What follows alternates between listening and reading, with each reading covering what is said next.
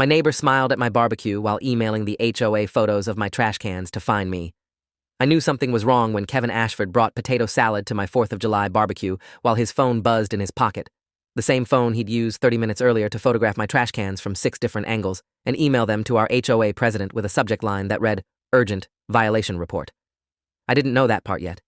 What I knew was that his smile didn't reach his eyes, and when my daughter Lily ran past him chasing our dog, he flinched like she'd thrown acid. Kevin had lived next door for 8 months. We'd waved. We'd talked about lawn care. I'd helped him jump his Nissan that winter, and now he was standing in my backyard with grocery store potato salad and a smile that made my skin crawl, acting like we were friends while actively trying to destroy me.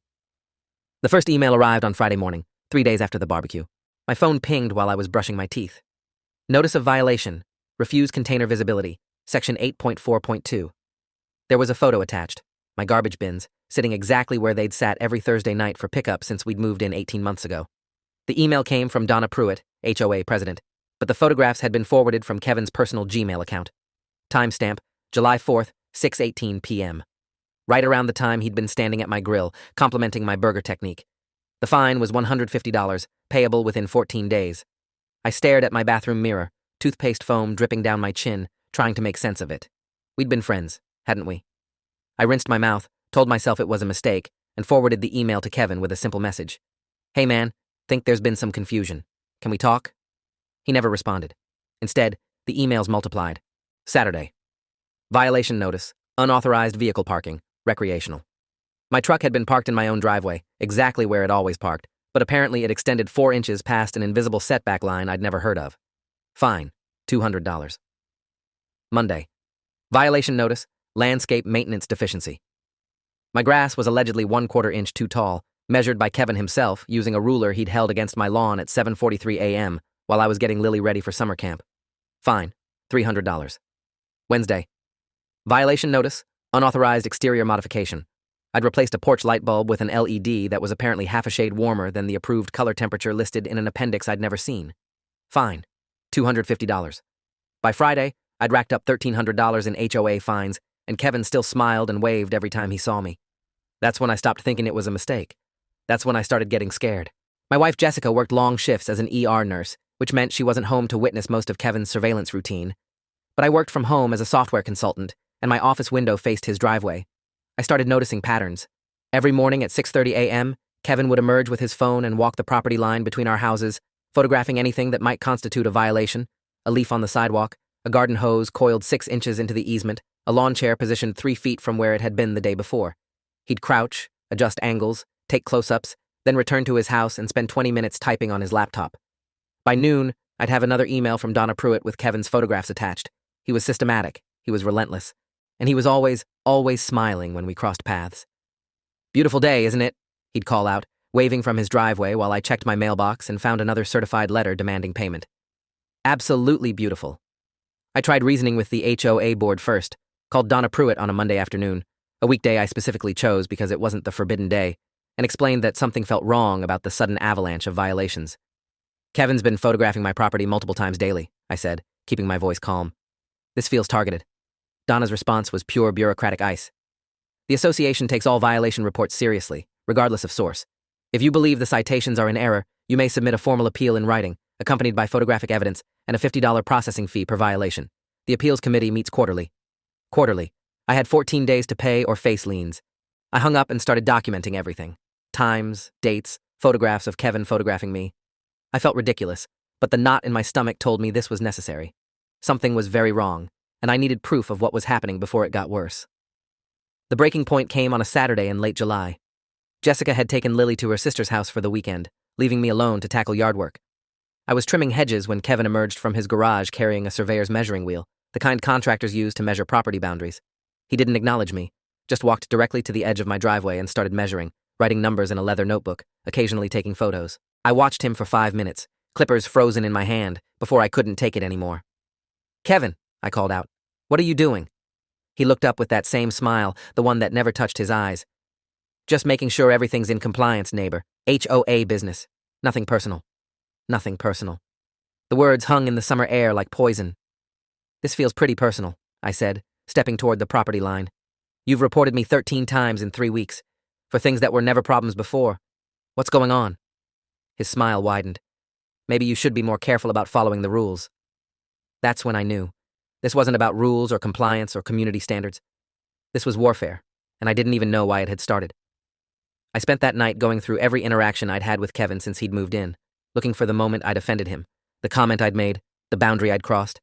Nothing stood out. We'd been cordial, pleasant even. I'd invited him to the barbecue because Jessica thought we should be neighborly, and he'd seemed genuinely happy to come. So what had changed? I pulled up the photos from the 4th of July on my phone, scrolling through images of friends and family, looking for clues. There, Kevin in the background of a shot, standing near the fence, his phone out, and another, and another. 6 photos where Kevin appeared in the background or edge of frame, always with his phone out, always pointed at something in my yard. He hadn't come to be friendly. He'd come to gather evidence. The potato salad had been camouflage for a reconnaissance mission. Monday morning, I called a lawyer. Rebecca Thornton, real estate attorney, 19 years of experience handling HOA disputes. Her consultation fee was $250 for an hour, which I paid with a credit card that was already carrying too much debt. I explained everything, the violations, the surveillance, the sudden escalation after months of normalcy. She listened, took notes, and then asked the question that changed everything. Have you checked if he's filing complaints against other neighbors? I hadn't. She told me to canvass the neighborhood, talk to people, find out if this was a pattern, or if I was being specifically targeted. If he's doing this to everyone, it's an enforcement issue, she said. If he's only doing it to you, we might be looking at harassment. And if we're looking at harassment, we need to understand why. I spent the next 3 days knocking on doors. Out of 26 houses in our HOA subdivision, I spoke with representatives from 19. The results were stunning. Kevin had filed exactly 0 complaints against anyone else, not one. Several neighbors didn't even know who he was. Mrs. Patricia Walsh, a retired teacher who'd lived on our street for 32 years, told me she'd never received a single HOA violation in all that time. We barely have board meetings anymore, she said. Donna basically runs everything by email. Why? Are you having problems? I showed her the stack of violation notices I'd received. She went pale. This isn't normal, she said. This isn't how we do things here. Someone's got it out for you. An older gentleman named Richard Wu, who lived 3 houses down, confirmed that Kevin had never approached him about violations, despite the fact that Richard's yard was objectively less manicured than mine. Kid keeps to himself, Richard said. Never seen him talk to anybody except you, actually. Saw you two chatting by the mailboxes a few times back in spring. I returned to Rebecca Thornton's office with my findings. She reviewed my documentation, the timeline of violations, the photos of Kevin surveilling my property, the statements from neighbors confirming they'd never been targeted. This is textbook harassment, she said, and it's escalating. We need to file for a restraining order, but first we need to understand motive. People don't do this without reason.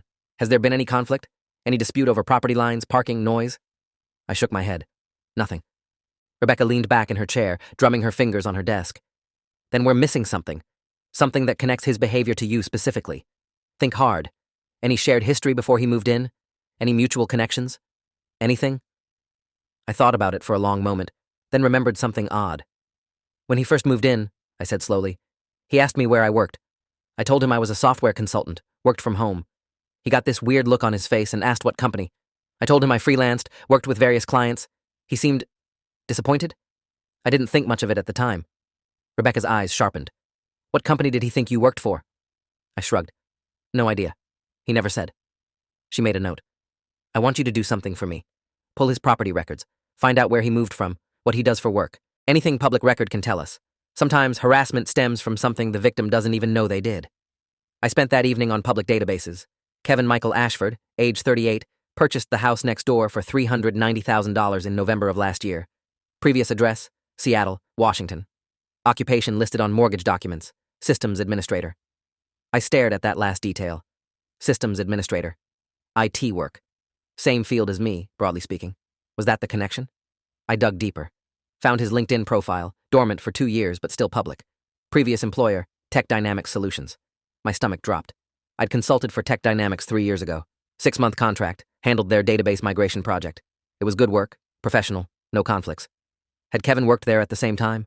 I called Rebecca from my car at 9:30 p.m., sitting in a grocery store parking lot, because I didn't want Jessica to hear the panic in my voice. He worked at Tech Dynamics, I said. Same company I contracted for. Different department. We probably never met, but we were there simultaneously in 2022. Rebecca was quiet for a moment. That's not a coincidence. He moved across the country and bought the house next to yours. That's deliberate. We need to find out what happened at Tech Dynamics. Something connects you two, and he's nursing a grudge big enough to relocate his entire life around it. She paused. I'm going to make some calls. Meanwhile, Document everything. Every photo he takes, every violation notice, every interaction. We're building a case, and we need it to be airtight. The next violation notice arrived on Thursday morning. Unauthorized assembly, excessive noise disturbance. Kevin claimed I'd hosted a loud party the previous Wednesday evening that had violated quiet hours. I'd been alone that night, watching television at normal volume while Jessica worked a night shift. No guests, no music, no noise whatsoever. The fine was $500, and the notice threatened escalation to county authorities if the violations continued. I photographed the notice, time-stamped it, and added it to my growing file. Then I did something I probably shouldn't have done. I confronted Kevin directly. He was getting his mail when I walked over, my hand shaking with suppressed rage. "The party complaint," I said. "You know that's a lie. I was alone Wednesday night. There was no party." Kevin didn't even look up from his mail. "HOA takes noise complaints seriously. Maybe you should be more aware of your impact on the community." His voice was flat, rehearsed. "What did I do to you?" I asked. "At Tech Dynamics, what happened?" That got his attention. His head snapped up, and for the first time since this started, the mask slipped. The smile vanished. His eyes went cold and hard. "You don't even remember," he said quietly. "That's the best part. You ruined my career, and you don't even remember." Before I could respond, he turned and walked back into his house, slamming the door hard enough to rattle the frame. I stood there in the street, my mind racing through every project meeting, every email, every interaction I'd had at Tech Dynamics. What had I done? What could I have possibly done to trigger this level of hatred? I called my old project manager from Tech Dynamics that afternoon, Linda Fitzgerald, now working at a startup in Austin. She remembered me. "You did great work for us," she said. "Clean migration, zero data loss, finished ahead of schedule. Why?" I explained the situation, Kevin, the harassment, his claim that I'd ruined his career. Linda was quiet for a long moment. "Kevin Ashford," she repeated. "Systems admin. Yeah, I remember him. He was let go about a month after your contract ended. Performance issues, I think. But I don't see how that connects to you." I pressed her. "Was there any overlap between my project and his work? Anything that might have affected him?" Another pause. "Well, your migration did expose some security vulnerabilities in the existing system. Nothing you caused, they were already there. But when we fixed them, we discovered someone had been using admin access inappropriately. Personal use of company resources, that kind of thing. Kevin was terminated as part of that cleanup. But that wasn't your fault. You were just doing your job." But Kevin didn't see it that way. In his mind, I'd uncovered the evidence that got him fired. Never mind that he'd violated company policy. Never mind that I'd had no idea he existed or what he'd been doing. My work had triggered the investigation, and that made me responsible.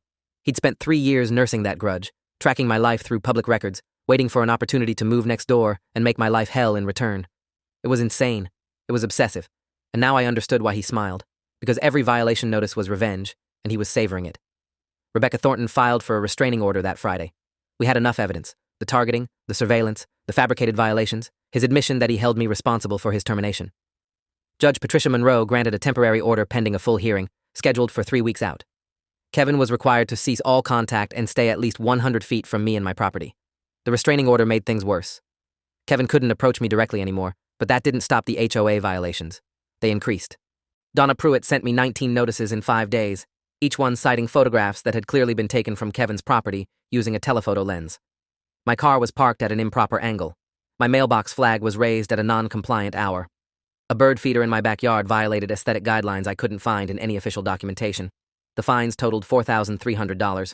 Rebecca filed a motion to compel the HOA to produce all governing documents and prove the violations were legitimate. We also submitted complaints to the county about Kevin's surveillance, attaching timestamps photos showing his camera aimed at my house at all hours. "He's spiraling," Rebecca said. "The restraining order threatened his control, so he's escalating through the only channel he has left. This is going to get worse before it gets better." She was right. On a Monday in August, again avoiding the forbidden day, I came home from picking up Lily at summer camp to find county code enforcement in my driveway. Officer James Whitmore, 26 years with the department, holding a clipboard and a very official-looking citation. "You the homeowner?" he asked. I confirmed I was. "Received multiple reports of unpermitted structural modifications. Need to inspect your property." I let him in because refusing would have looked suspicious, and watched as he walked through my house making notes. He found nothing. No unpermitted modifications, no code violations, nothing wrong whatsoever. "Who reported this?" I asked. Whitmore consulted his notes. "Anonymous tip. Came through the county hotline. Caller claimed you'd knocked down a load-bearing wall without permits." He looked around my obviously unmodified house and sighed. "This is the 3rd bogus call we've gotten for this address in 2 weeks. You having a dispute with a neighbor?" I showed him everything. The HOA violations, the restraining order, Kevin's surveillance photos, the connection to his termination. Whitmore listened, made notes, and told me something that made my blood run cold. If he's filing false reports to government agencies, that's a crime. You need to document every instance and file a police report. This has gone beyond HOA squabbles into criminal harassment. He gave me the name of a detective who specialized in stalking and harassment cases, Robert Kingsley, 15 years with the department's Special Victims Unit. Tell him Whitmore sent you, he said, and be careful. People who get this obsessed, they don't stop on their own. If you are enjoying this story already, please subscribe to see more stories like this. Detective Kingsley met with me the following afternoon at the police station. I brought everything: printed emails, photos, timeline documentation, witness statements from neighbors, Rebecca Thornton's legal filings, the code enforcement reports. He reviewed it all methodically, asking questions, making notes, his expression growing darker as the full scope emerged. This is stalking, he said finally. Coordinated, calculated, and escalating. The restraining order should protect you, but he's found ways around it. We need to establish pattern and intent for criminal charges. He photographed all my evidence, added it to an official case file, and told me what I was afraid to hear. Cases like this, the stalker usually has an endpoint in mind, something they're building toward. We need to figure out what that is before he reaches it. I didn't have to wait long to find out. 3 days later, on a Thursday afternoon, Child Protective Services showed up at my door. Melissa Cartwright, investigator, 12 years with the department. Someone had called in a report claiming I was abusing my daughter Lily. The allegations were specific and horrifying: physical abuse, neglect, unsafe living conditions. They were also completely false. Melissa interviewed Lily, inspected our home, spoke with Jessica, and reviewed Lily's pediatric records. Within an hour, she'd determined the report was unfounded. This happens sometimes, she said. Malicious reports filed to harass someone. We take every call seriously, but this one doesn't hold water. Your daughter is clearly healthy, happy, and well cared for. She paused at the door. Whoever called this in could face charges for filing a false report. You know anyone who might do that? I gave her Kevin's name and Detective Kingsley's contact information. She wrote them both down and promised to follow up. That night, Jessica and I sat in our bedroom after Lily was asleep, and my wife finally broke down. She'd been strong through all of this, supportive and steady, but the CPS visit had crossed a line. He tried to take our daughter, she said, her voice shaking. That's what this was. He called CPS hoping they'd remove Lily from our home. What kind of person does that? I held her while she cried, and I made a decision. We couldn't just defend anymore. We had to go on offense. I called Rebecca Thornton and told her I wanted to file a civil lawsuit. Harassment, emotional distress, defamation, whatever we could make stick. I want him to hurt the way he's hurt us, I said. Rebecca's response was measured. We can do that, but I think we should wait for the criminal case to develop. If Detective Kingsley charges him, we'll have more leverage in civil court. The police investigation will uncover things we can't access on our own. The criminal investigation moved faster than I expected. Detective Kingsley subpoenaed Kevin's phone records, internet search history, and email accounts. What he found was damning. Kevin had spent months planning this harassment campaign. Google searches dating back 18 months. How to get neighbor fined by HOA, ways to make neighbor move, anonymous tip lines for code enforcement, CPS report criteria, draft emails to the HOA that had never been sent, refining his language, perfecting his complaints. Photos of my house taken from multiple angles, dated weeks before he'd ever filed a complaint. And most disturbing, a folder on his computer labeled Project Payback, containing detailed notes about my schedule, my family, my habits. He'd been surveilling me long before the violations started. The restraining order hearing had just been the trigger that made him accelerate his timeline. The county prosecutor, Elizabeth Navarro, 23 years as a district attorney, reviewed the evidence and filed criminal charges. 3 counts of stalking, multiple counts of filing false reports to government agencies, criminal harassment, and 1 count of making false statements to Child Protective Services. Kevin was arrested on a Wednesday morning. I watched from my window as police led him out of his house in handcuffs. He looked up at my window as they put him in the patrol car, and even then, even in handcuffs, facing criminal charges, he smiled. That smile haunted me for weeks afterward. The trial happened in November. Rebecca Thornton helped me prepare a victim impact statement for the sentencing hearing. I described the 8 months of hell, the fear every time my phone buzzed with a new violation notice, the panic when CPS arrived, the way Lily had started asking why the police kept coming to our house. The judge, Honorable Thomas Bradford, presiding over county criminal court for 31 years, listened to everything. The prosecution presented the evidence, the surveillance photos, the search history, the false reports. Kevin's defense attorney tried to argue it was just an HOA dispute that got out of hand, but the documented obsession, the cross-country move, the false CPS report, it all painted a picture of someone who'd crossed every line. The jury convicted on all counts. Kevin Ashford was sentenced to 18 months in county jail, 3 years of probation upon release, and a permanent restraining order prohibiting any contact with me or my family. The judge also ordered him to pay restitution for my legal fees and reimburse the county for the resources wasted on his false reports. His house went into foreclosure 6 months later when he couldn't make payments from jail. A lovely young couple bought it in the spring. They have a golden retriever and bring over fresh cookies sometimes. We've become genuinely friendly. I helped them install a new porch light last month, the kind with warm LED bulbs that match the HOA's approved color temperature exactly. The HOA violations all got dismissed once the criminal case exposed what Kevin had been doing. Donna Pruitt personally apologized and resigned from the board out of embarrassment that she'd been manipulated so easily. The neighborhood instituted new policies requiring independent verification before any violation is assessed, and no single resident can file more than 3 complaints in a 30-day period. Patricia Walsh took over as HOA president and runs things with actual common sense. My conversation with her about neighborhood events doesn't fill me with dread anymore. But the real resolution came 8 months after Kevin's sentencing. I was checking my mailbox on an ordinary Saturday when I found a letter from Washington State Department of Corrections. Inside was a single page, handwritten in careful block letters. I understand now that what I did was wrong. The therapy they make us attend here helped me see that I blamed you for my own failures. You didn't get me fired. I got myself fired by breaking the rules. You were just doing your job. What I did to you and your family was unforgivable. But I'm asking for forgiveness anyway, because my therapist says I need to take responsibility. I'm sorry for everything. I hope you and your daughter are okay. I hope you can have barbecues again without looking over your shoulder. I don't expect you to write back. I just needed you to know that I know what I did, and I'm sorry. It was signed, Kevin Ashford, inmate 8934521. I stood in my driveway holding that letter, reading it 3 times, feeling something loosen in my chest that had been tight for over a year. He would never undo the damage. Lily still got anxious when strangers knocked on our door. Jessica still flinched at unexpected phone calls. I still caught myself checking the property line obsessively, making sure everything was perfect, afraid of some invisible violation I'd missed. The scars were real and lasting. But the apology mattered. Not because it erased anything, but because it confirmed what I'd needed to hear. This wasn't about me. It never had been. Kevin had brought his demons across the country and projected them onto an innocent target, and somewhere in a jail cell, he'd finally realized that. I didn't write back. Rebecca Thornton advised against any contact, and honestly, I had nothing to say. The letter was for him, not me, part of his process, his recovery, his attempt to become someone better than the person who'd terrorized my family. I hoped he succeeded. Not for his sake, but because I didn't want anyone else to go through what we'd survived. I filed the letter with all the other documentation from those 8 months, the violation notices, the legal filings, the police reports, and put the whole box in the back of my office closet. Evidence of survival. Proof that sometimes the system works, that truth matters, that justice can prevail even when it feels impossible. We had our Labor Day barbecue last month. 30 people, 3 grills, Lily running around with the neighbor kids, music playing just under the noise ordinance limit, trash cans properly concealed until collection day. I stood at the grill flipping burgers and watched Kevin's old house, the one where the young couple now lives with their golden retriever, and felt nothing but relief. The woman, Nicole, brought over homemade coleslaw and asked if I needed help with anything. Just enjoying the day, I told her, and I meant it. No one was photographing my trash cans. No one was measuring my property lines with surveyor equipment. No one was smiling while plotting my destruction. It was just a barbecue, just neighbors being neighborly, just normal life, finally, blessedly normal again. If you've read this far, you know how these stories are supposed to end. Some pithy observation about trusting your instincts or the importance of documentation or how justice delayed isn't justice denied. But the truth is messier than that.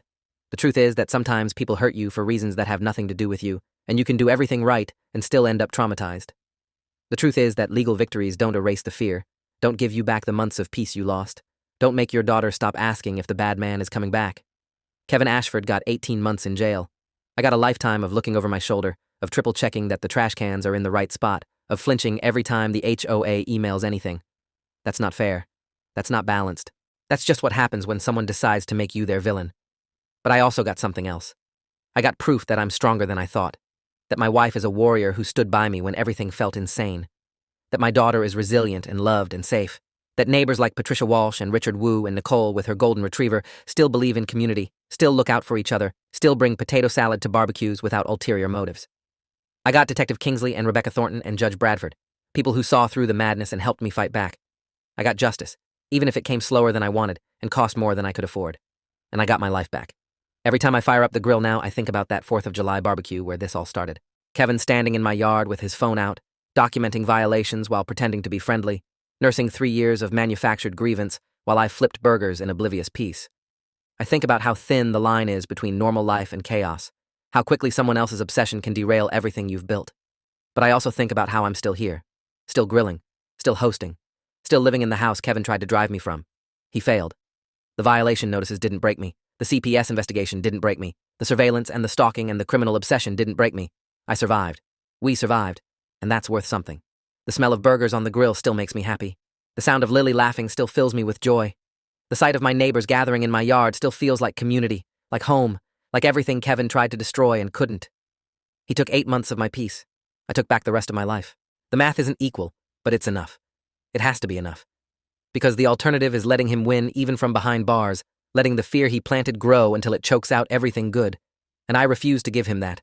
This is my house, my neighborhood, my family, my life. He tried to take it, and he failed. That's the ending. Not poetic, not satisfying in the way those viral stories promise, but true. And sometimes true is better than perfect. The barbecue season is almost over now. Soon it'll be fall, then winter, then spring again. Our second spring in this house without Kevin next door. I'm planning to plant tomatoes in the backyard, right along that property line he used to patrol with his measuring wheel. Big, unruly heirloom varieties that sprawl and vine and probably violate some aesthetic guideline in some document somewhere. And I won't care, because the only person who would complain is gone, and the people who've replaced him water their dog in my front yard and wave when they see me coming home. That's the real victory, not the conviction or the sentencing or the apology letter I never answered. The real victory is that I can plant tomatoes without fear, that I can leave my trash cans out 5 minutes too long without panic, that I can live my life without constantly checking for cameras, without bracing for the next violation notice, without wondering if today's the day someone calls CPS with fresh lies. Kevin Ashford thought he could build a case strong enough to destroy me. Instead, he built evidence of his own destruction. Every photo he took, every email he sent, every false report he filed, all of it became the rope he hanged himself with. Detective Kingsley told me that's how these cases usually go. Stalkers think they're smarter than everyone else, he said. They document everything because they want to admire their own work. Then, that documentation becomes the prosecution's best evidence. Kevin's obsessive record-keeping, his detailed planning, his careful surveillance, it all backfired spectacularly. He handed us everything we needed to bury him. Sometimes I wonder what would have happened if I hadn't pushed back. If I'd just paid the fines, accepted the violations, maybe even moved away to escape the harassment. Would Kevin have been satisfied? Or would he have escalated anyway, driven by demons I couldn't satisfy no matter how much I suffered? I think about the alternate timeline where I didn't call Rebecca Thornton, didn't file police reports, didn't fight back. In that timeline, Kevin probably gets away with it. Moves on to the next grudge, the next target, the next person who unknowingly triggered his rage. Fighting back didn't just save me. It stopped him from doing this to someone else. That matters too. The last thing I'll say is this. Trust yourself when something feels wrong. I knew Kevin's behavior wasn't normal. I knew those violations were targeted harassment long before I had proof. But I second-guessed myself constantly because it seemed too crazy, too elaborate, too personal to be real. Surely no one would move across the country just to harass a neighbor over a work grievance from 3 years ago. Surely no one would spend months photographing trash cans and filing false CPS reports over something so petty. But people do. People absolutely do. And if I'd listened to my instincts sooner, maybe we could have stopped it before CPS showed up at my door asking if I was abusing my daughter. Trust yourself. Document everything. Ask for help. Don't suffer silently because the situation seems too bizarre to be real. I'm done telling this story now. Done reliving those 8 months. Done analyzing Kevin's motivations. Done looking for meaning in madness. The box of evidence stays in my closet, and I'm leaving it there. This chapter of my life is closed. Kevin Ashford is someone else's problem now. The correction systems, his parole officers eventually, his therapists currently. He's not mine anymore. I've given him enough of my time, enough of my peace, enough of my energy. What he gets from me now is nothing. Not forgiveness, not hatred, not fear, not sympathy. Just nothing. Empty space where his obsession used to live. And I'm filling that space with tomato plants and barbecues and my daughter's laughter and my wife's hand in mine while we sit on our porch that doesn't violate any codes because I had it professionally inspected just to be absolutely sure. The burgers are perfect every time now. Not because I'm a better cook, but because I'm not distracted by cameras or fear or waiting for the next attack. I'm just cooking, just living, just existing in my own space without someone weaponizing every small detail of my life. That's freedom. That's victory. That's enough. If you enjoyed this, you'll definitely want to see the next ones too. So subscribe now and let me know your take in the comments.